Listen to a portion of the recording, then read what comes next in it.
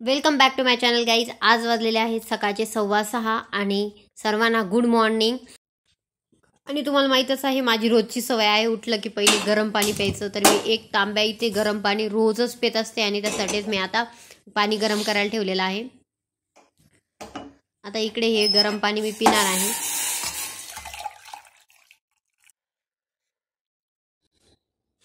तर मी गेले होते बाहेर, बट बाहेर खूप जास्त अंधार होता. बाहेर खूप थंडी आहे.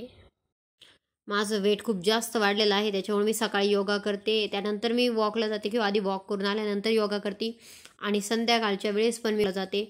शक्य असलं तुमच्या फिटनेससाठी काहीतरी हेल्दी व्यायाम वगैरे, हेल्दी डाएट आणि व्यायाम वगैरे तुम्ही तुमच्या लाईफस्टाईलमध्ये इन्क्लूड कराच.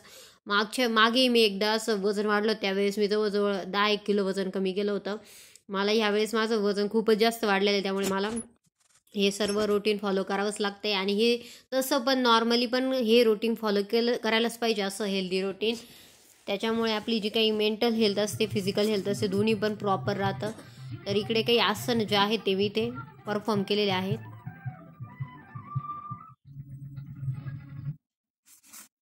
आणि सर्वात महत्त्वाचं, योगा झाल्यानंतर मी थोड्या वेळ का होईना, 10-15 मिनटं का होईना, किंवा कधी कधी तर मी अर्धा तास पण मेडिटेशन करते. मेडिटेशन खूप जास्त महत्त्वाचं असतं.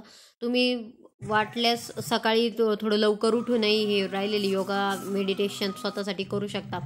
1 तास तुम्ही झोप कमी घेतली तरी फार जास्त फरक पडत नाही, पण योगा आणि मेडिटेशन हे सर्व गोष्टी ज्या आहेत तुमच्या मेंटल आणि फिजिकल हेल्थवरती त्याचा खूप जास्त इम्पॅक्ट होतो.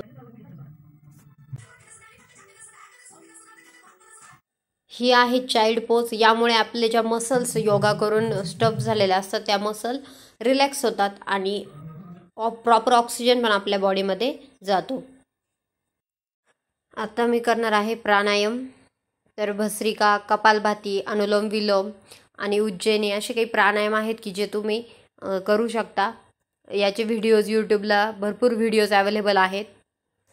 प्राणायाम केल्याने काय होतं की आपली जी एक सिंगल सेल आहे, पेशी आहे, तिच्यापर्यंत प्रॉपर ऑक्सिजन गेल्यामुळे बॉडीतील प्रत्येक पेशी जी आहे ती व्यवस्थित काम करते आणि त्यामुळे आपले बरेचसे जे दुखणे वगैरे असतात ते बरे व्हायला लागतात. सर्व जे आहे ते बॅलन्समध्ये यायला लागतं. त्यामुळे एक बॅलन्स लाईफ जगण्यासाठी प्राणायाम आणि योगा हे तुम्ही अवश्य तुमच्या लाईफमध्ये इन्क्लूड करा. आता तुम्ही बघालच, माझे जे ब्लॉग जर बघत राहिले तर तुमच्या लक्षात येईल की माझं वजन जे आहे ते खूप फास्टली कमी होतं. मी फक्त योगा, बॅलन्स डाएट आणि प्राणायाम करते. आता बाहेर उजडलेला आहे आणि मी चाललेली आहे फिरण्यासाठी. रस्ता किती मोठा, या रस्त्याला मी फिरत असते सकाळी संध्याकाळी, मॉर्निंग वॉकला किंवा इव्हिनिंग वॉकला येत असते. भरपूर मोठा रस्ता आहे. हे आमचं घर आहे. मी तिकडे आजीकडे असते, आजीच्या सोबत राहते. इकडे पप्पा ते राहतात. काय गईला काय झालं. मी आता रेडी झालेली आहे. आता करायची आहे स्वयंपाकाची तयारी. तर स्वयंपाकासाठी आज मी बनवणार आहे तिखट भाकर. तर ह्या तिखट भाकरीचा जो काही व्हिडिओ आहे, प्रॉपर रेसिपी जी आहे ती मी तुम्हाला एक आय बटनमध्ये त्याची लिंक देऊन टाकेल. तुम्ही त्याच्यामध्ये ती रेसिपी बघू शकता. चला तर आता चाललेली आहे मी तिखट भाकरीची तयारी करण्यासाठी.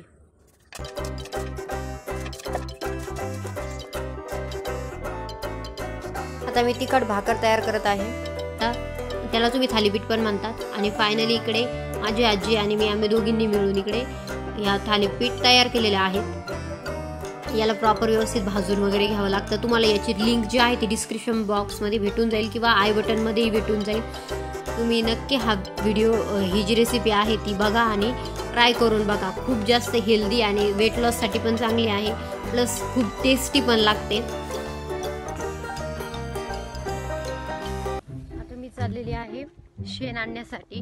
अंगणामध्ये सडा टाकायचा आहे, त्याच्यामुळे मी आता शेण आणायला चाललेली आहे. तिकडे आमचंच घर आहे, म्हणजे मम्मी ते राहतात तिकडे. इकडे तर शेण उचललेलं आहे वाटतं, सकाळीच दिसत नाही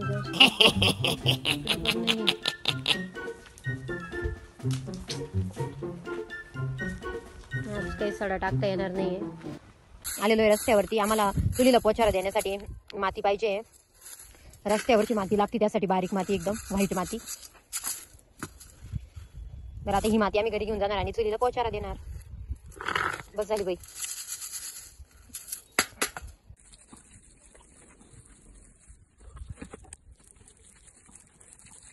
एकदा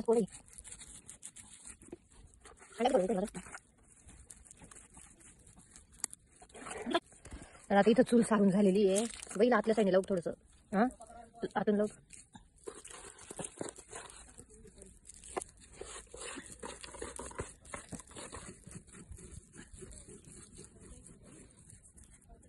तिकडे नानी काय करते झाली ना आता बाई.